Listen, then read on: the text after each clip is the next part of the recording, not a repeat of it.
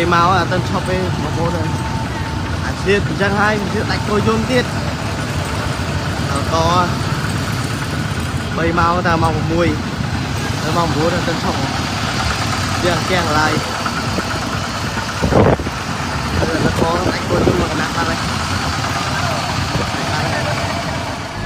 អ្វីទៅជាសេចក្តីស្លាប់បើយើងទាំងអស់គ្នាគិតថាស្ត្រីខ្លាំងជាងយើងនោះគឺសេចក្តីស្លាប់ហើយ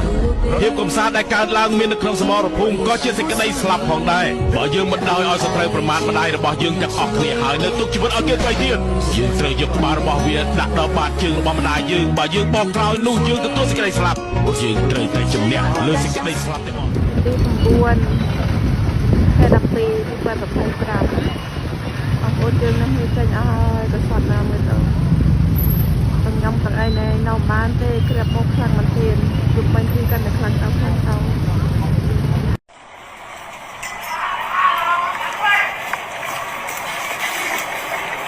แล้วខ្លាយជាជីស្រោចលើដីខ្មែរហើយចូលទៅដីថៃខាងច្រកបឹងតកូនតែ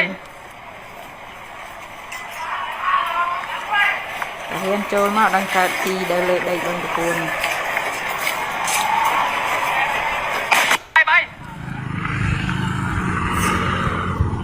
នេះស្នូក្របព្រឹកមិញជាច្រើនក្រប